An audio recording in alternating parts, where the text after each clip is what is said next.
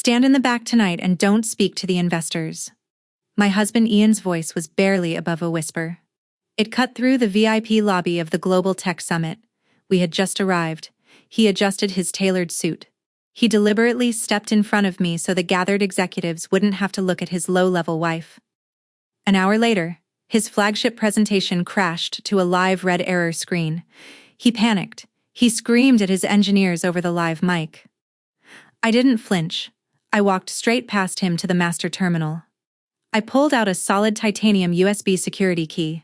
The engraved crest of the Marcus Vance empire shimmered under the stage lights. The Billionaire CEO saw it. The entire room froze. But that wasn't the real system crash.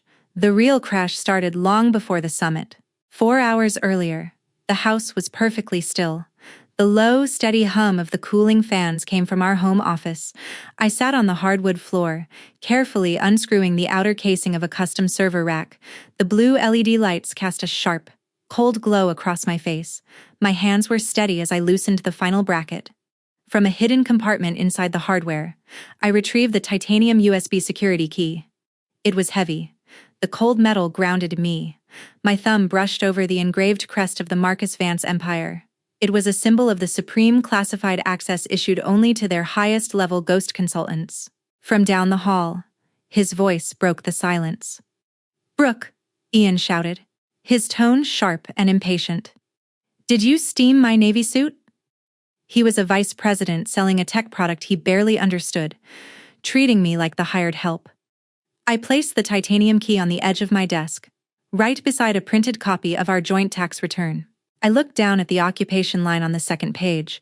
I had typed IT support with my own hands. For 7 years. I deliberately stayed off the public roster. I worked ghost contracts through encrypted channels so Ian could be the only executive in our house.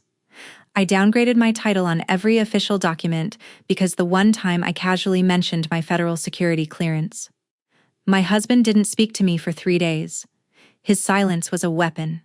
It was easier to make myself small than to be punished for being capable. I ran my finger over the ink, remembering how easily I had practiced self-erasure to protect his fragile ego. I picked up a pen and signed my name at the bottom of the tax form. I dropped the paperwork into a drawer and slipped the titanium key into the hidden pocket of my handbag. Tonight was the tech summit. Ian's entire career, and the buyout he desperately craved, hinged on his presentation being flawless. He believed he was the architect of his own success, completely oblivious to the invisible safety net I had built beneath him. I zipped the bag shut. The zipper made a sharp, final sound in the quiet room. I didn't know exactly what would happen on that stage, but I knew what the key in my bag was capable of changing.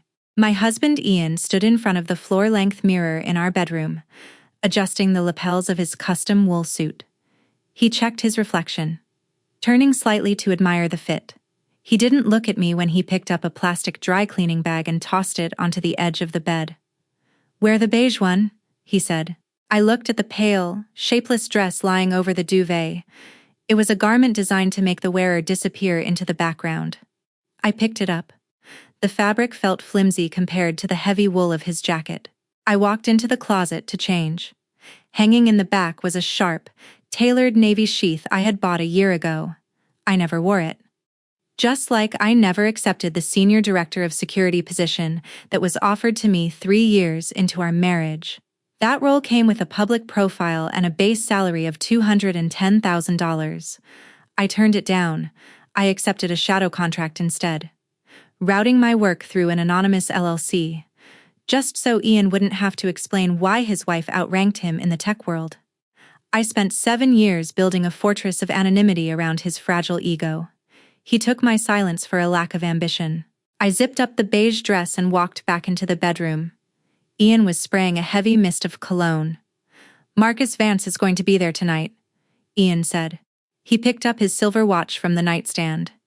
"If this presentation goes well, Vance's conglomerate buys us out. I get the executive board seat. This is my night. Brooke, stand in the back. Don't hover near the investors." He fastened the watch. Then he finally looked at me. "Try not to talk about computers tonight. It bores people." I kept my expression entirely neutral. I looked past him to the mahogany dresser. His printed presentation deck sat open. The summary page showed a basic server diagram, but the numbers on the input column were twice the size of the output capacity. It was a glaring error. Any live demonstration would crash the system immediately. "Ian," I said. I stepped toward the dresser. "Look at the traffic tables on page 4. The numbers are misaligned. If you initiate the live demo..." He didn't look at the page. He held up one hand, palm facing me. He pulled his phone from his inner pocket with his other hand. "I'm not doing this right now," he said. "I have a team of 30 engineers who verified this deck. I don't need you playing tech support on the most important night of my career." He hit a speed dial button and put the phone to his ear. He turned his back to me completely. "Sarah," he barked into the receiver. "Are the stage monitors angled correctly? I need the investor graphics dead center." He walked down the hallway. He left the printed deck exactly where it was. I picked up my handbag. The titanium key rested at the bottom, a solid weight against the leather. Ian was walking onto the biggest stage of his life completely blind.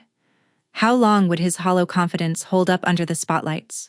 The grand ballroom of the convention center buzzed with the low, steady hum of corporate anticipation. I arrived 30 minutes after Ian. Taking the service elevator to the backstage technical tier, the beige dress did exactly what Ian wanted it to do. Security barely looked at me. I slipped behind the heavy black velvet curtains, finding a quiet corner near the secondary server racks. There were 3 event technicians rushing past me with coiled cables, too busy to ask who I was. I opened my tablet. The screen immediately flashed a hard, pulsing red. A real-time latency alert. I ran a diagnostic under my ghost credentials for Marcus Vance's parent company. The core flaw Ian refused to look at that morning was already buckling under the pre-launch traffic. Data was bleeding through the outer server ports, if left alone. The entire platform would flatline before Ian even reached the microphone. My fingers moved quickly across the glass screen. I wrote a localized script, bypassing the main firewall, and forced a heavy patch over the bleeding outer ports. The red flashing stopped. The system stabilized into a fragile yellow warning. I had bought the platform exactly 45 minutes of air to breathe. I looked at the confirmation prompt. I had to authenticate the patch. I could not use my legal name. I typed in my anonymous identifier. I saved the system. But I had to surrender any right to step out from behind the curtain and claim the fix. I closed the tablet. Through a gap in the velvet drape, I could see the edge of the VIP lounge. Ian stood under a halogen spotlight, holding a crystal glass of sparkling water. He was surrounded by 3 potential investors, a junior engineer, a kid who looked barely 23, stood nervously at his elbow holding a clipboard. "The latency issue is spiking, sir," the kid whispered, leaning in. Ian didn't even look at him. He placed a heavy hand on the young man's shoulder and turned to the investors with a wide, rehearsed smile. "My team and I built this architecture from the ground up," Ian said, forcing his voice to fill the room. "I personally oversaw every line of the integration protocols." He gently but firmly pushed the junior engineer a step backward. Completely out of the circle of conversation, Ian was entirely comfortable climbing over the backs of lower-ranked staff to reach for someone else's credit. He dismissed the kid's warning without a second thought. He was perfectly willing to take the credit while ignoring the crisis. He was an empty shell selling a hollow product. I had bandaged the outer ports. The inner core code was still fundamentally broken. A patch can only hold back a flood for so long. As Ian laughed with the investors, raising his glass in a preemptive toast, I watched the yellow warning light on the physical server rack blink steadily. Would the fragile inner core hold up until Ian took the stage? The pre-presentation networking hour took place in the grand atrium. I walked into the crowded room. The heavy beige dress did exactly what it was designed to do. I vanished. Waiters carrying silver trays of champagne wove through clusters of executives in dark tailored suits. No one looked twice at a woman standing quietly near a marble pillar. I picked up a glass of iced water from a passing tray. 15 feet away, my husband Ian was holding court. He stood in the center of a circle of senior executives from the Marcus Vance empire. I recognized the chief technology officer standing directly across from him. Ian held a tumbler of scotch. His posture was wide and relaxed. He was in his element, absorbing the attention of the men who held the keys to his buyout. The integration on the security layer is flawless, the CTO said. I have to admit, your firm's architecture is impressive. Ian smiled, swirling the amber liquid in his glass. We don't take risks with data integrity. I heard Vance's internal ghost architect handled the outer firewall review, another executive noted. The script they pushed through this evening was aggressive, completely locked down the perimeter. Ian nodded enthusiastically, leaning in as if sharing a profound industry secret. The guy is an absolute genius. I've been studying his patch protocols all evening. Whoever he is, he single-handedly rewrote the standard for encrypted routing. I told my team we need to elevate our entire standard to match his. I took a slow sip of my water. The ice clinked gently against the glass. Less than 3 hours ago, Ian had tossed a plastic dry cleaning bag onto our bed. He told me not to embarrass him by talking about computers. Now, he was standing in a room full of millionaires, practically worshipping the very shadow I cast. He was building his entire professional credibility on the brilliance of an anonymous architect. He was completely unaware that the genius he was praising was the same woman he forced to wear beige and stand in the corner. For 7 years, my silence had been a mandatory condition of our marriage. Ian assumed my quietness meant I accepted the tiny, insignificant box he built for me. He never realized that staying quiet when you hold all the leverage is not a sign of submission. It is simply the quiet before the hammer falls. Does your team fully understand the core routing behind that patch? The CTO asked. Absolutely. Ian lied smoothly, not missing a beat. We integrated it seamlessly. The core is rock solid. He laughed loudly, raising his glass in another toast. His eyes swept across the room, passing right over my face without a flicker of recognition. He saw a quiet wife in a dull dress. He was toasting his own executioner. At exactly 8 o'clock, the chandeliers in the grand atrium dimmed. Ian stepped up to the acrylic podium. Heavy applause echoed off the marble walls. He adjusted his microphone and flashed his most polished, rehearsed smile. He looked out over the crowd of executives, potential investors, and Marcus Vance himself seated in the front row. I watched from the shadows near a marble pillar, my hands perfectly steady. We are here to redefine secure commerce, Ian said, his voice booming through the overhead speakers. He picked up his presentation tablet with a flourish.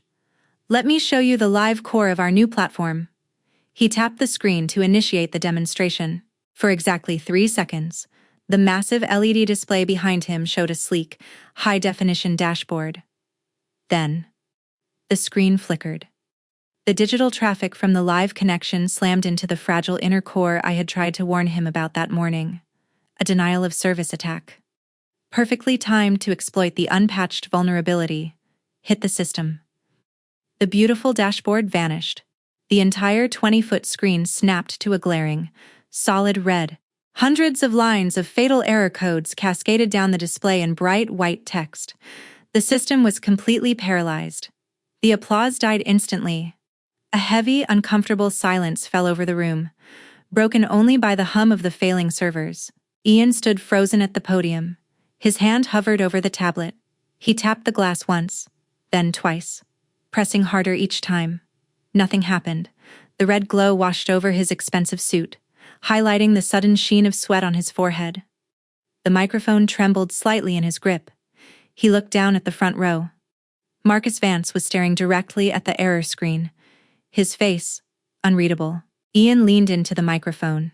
His voice was no longer smooth or commanding. It was tight and panicked. We seem to be experiencing a minor local network lag, Ian stammered, though every tech executive in the room knew a fatal core failure when they saw one. He turned aggressively toward the side of the stage, pointing directly at the 23-year-old junior engineer holding a clipboard. Restart the internal router, fix the venue connection right now. He was barking meaningless orders into the microphone. He was publicly blaming a junior employee for a structural collapse he had personally ignored. I took another slow sip of my water. I watched the polished vice president dissolve into a desperate fraud in front of 300 elite guests. His illusion of absolute control was entirely shattered. He had sold these people a hollow shell. Now the shell had cracked wide open on his biggest stage. The executives in the front row began to whisper among themselves. The red screen pulsed. The buyout was burning down. The murmur in the grand atrium abruptly stopped. The crowd of executives parted, clearing a wide path down the center aisle. Marcus Vance walked straight toward the stage. His expression was entirely unreadable. Ian practically jumped away from the acrylic podium to meet him. "Mr. Vance, we have a minor routing loop. I am initiating a hard reboot right now. Just give my team 3 minutes and we will be fully operational." Vance did not break his stride. He walked past Ian without blinking, leaving my husband talking to empty air. Vance stopped at the edge of the stage. He ignored the frantic junior engineers. He looked directly into the shadows near the marble pillar. "Ghost lead," Vance said. His voice carried across the silent room without a microphone. "We need the root override." I stepped out of the shadows. The shapeless beige dress did not matter anymore. I walked past the front row of tech executives, past the chief technology officer, and climbed the 3 steps to the stage. Ian lunged into my path. The sweat on his forehead caught the stage lights. He saw the titanium key in my right hand. "What are you doing?" he hissed, leaning in close. He reached out to snatch the metal drive right out of my fingers. "Get off the stage before you ruin this." He never touched the key. Vance raised 2 fingers. A security detail in a dark suit immediately stepped forward. A guard clamped a heavy hand onto Ian's shoulder and shoved him hard to the side. Ian stumbled. His expensive leather shoes slipped on the polished stage floor. I did not look at him as I walked to the master terminal. I plugged the titanium key into the primary port. When the console prompted a root access code, the ballroom grew so quiet. The clicking of the keyboard echoed through the front rows. I typed 14 keystrokes and hit enter. 12 seconds later, the humming server racks went entirely quiet. It snapped to a stable, solid green dashboard. The data traffic lines stabilized instantly. The system was locked and perfectly secure. I turned around. Ian stood near the podium.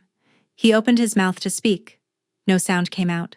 He reached a hand toward the green screen and held it in the air for a second. Then his arm slowly dropped to his side. He took a slow step backward, then another. He kept stepping back until his shoulders hit the LED wall. He stayed there, pinned against the massive display of his own failure. 300 elite guests stared at the vice president who could not fix his own product. They stared, too, at the quiet wife who had just saved the Marcus Vance empire. The network was secure. Now Vance just had to decide what to do with the man who claimed credit for building it. Marcus Vance reached out and took the wireless microphone from the acrylic podium. He stood in the center of the stage. The green dashboard glowed steadily behind him, a massive digital monument to the disaster we had just averted.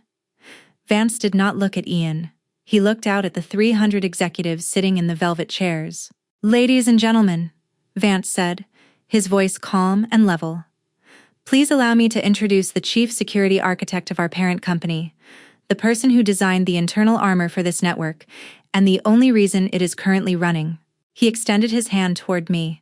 A low wave of murmurs rolled through the grand atrium. I looked down at the front row. The chief technology officer had praised my ghost identity just an hour ago. Now he was staring at my beige dress in absolute shock. I turned my head and looked at Ian. He was still leaning against the base of the LED screen. His face was entirely devoid of color. His mouth hung slightly open. The gears were finally turning in his head, grinding against 7 years of his own arrogance. The anonymous genius he had been worshipping all evening, the ghost he had built his entire presentation around, was the same woman he had ordered to stay in the shadows. He had called me tech support. He had built his kingdom on my silent labor.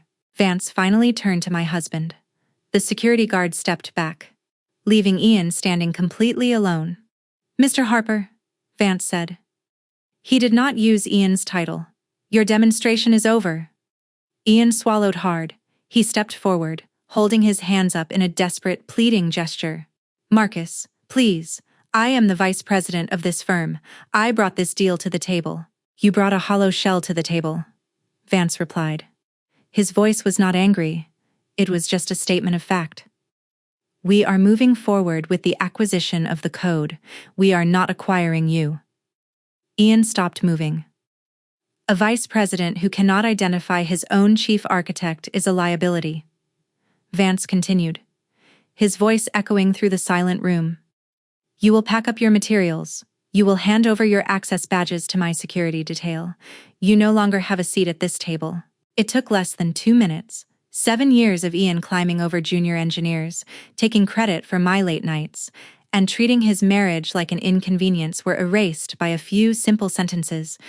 He lost his promotion, his buyout, and his professional dignity in front of every person he had tried to impress. The investors in the front row were already pulling out their phones, typing messages that would blacklist Ian across the industry before the night was over. His title was gone. His leverage was gone. He stood on the edge of the stage, stripped of all his power, looking down at his empty hands. The only thing he had left in the entire room was the wife he had spent 7 years trying to erase. The grand atrium emptied quickly. The executives who had spent the last 3 hours drinking Ian's scotch were now actively avoiding his eye contact as they walked toward the valet stand. I retrieved my wool coat from the cloakroom. I walked out through the heavy glass doors and stood on the wide marble steps of the convention center. The night air was sharp and cold. Footsteps echoed rapidly against the stone behind me. Brooke, wait. Ian jogged down the steps. The polished vice president from the hotel suite was gone. His tie was pulled loose. His suit jacket was unbuttoned and wrinkled at the waist. He stopped 1 step above me, breathing heavily. I expected him to shout. I expected him to blame me for embarrassing him in front of Marcus Vance. He did neither. He pivoted. Ian reached out and gently took my elbow. His grip was entirely different now. It was soft, warm. He lowered his voice, letting a sudden, manufactured tenderness fill the space between us.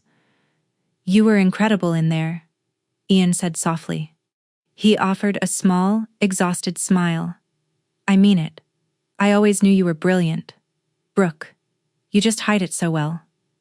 I looked down at his hand resting on my coat sleeve. Vance is an idiot for pulling the buyout, Ian continued, stepping closer. His voice dropped to a conspiratorial whisper, as if we were a team again. But we don't need him. You have the root access codes. You have the architecture. We can take this to a competitor. We can start our own firm. Tonight was a huge victory for our family. He was clinging to the very intelligence he had spent 7 years trying to erase.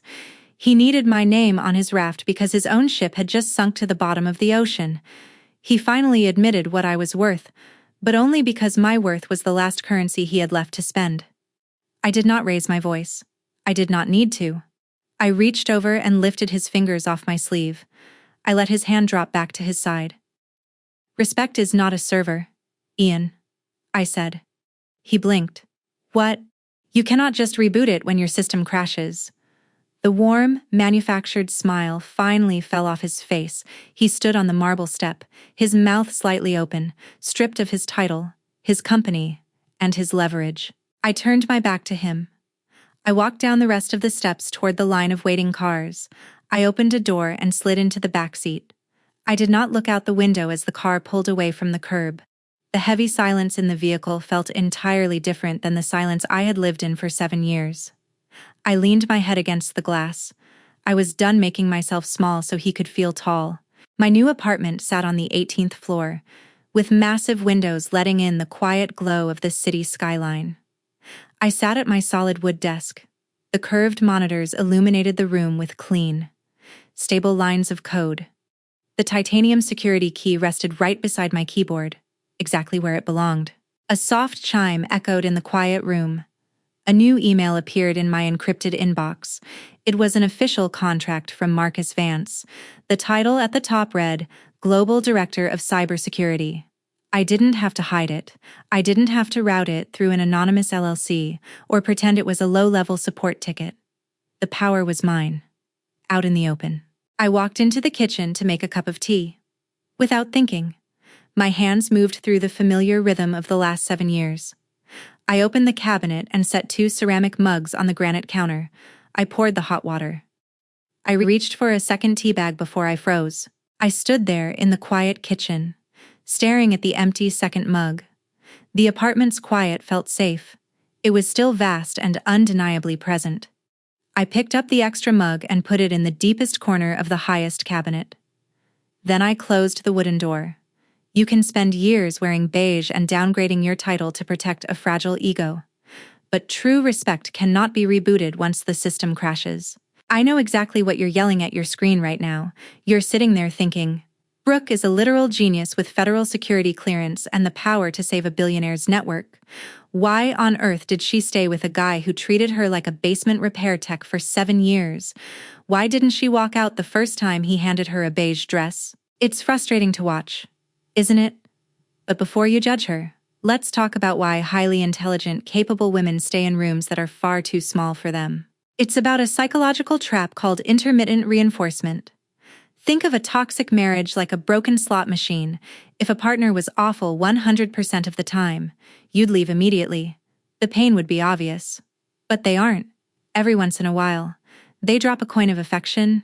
They offer a warm smile, a soft touch, or a fleeting glimpse of the partner you thought you married. Your brain gets addicted to the possibility of that next payout. Brooke wasn't stupid. She was trapped in a cycle of hoping she could shrink her intelligence a little more. She believed that staying quiet would make the machine finally pay out the respect she had earned. But look at how she actually handled her exit. Brooke executed a masterclass in tactical self-defense. There are 2 massive takeaways you can use. First, she used the shadow asset strategy. When you are tied to a profoundly ego-driven partner, your success becomes a threat to their identity. She routed her high-level contracts through an anonymous network and kept a ghost identity. That move protected her earning power, her federal clearance, and her sanity from his sabotage. She secured her foundation in the dark. Second, she practiced strategic silence. When Ian was about to present a fatally flawed server deck,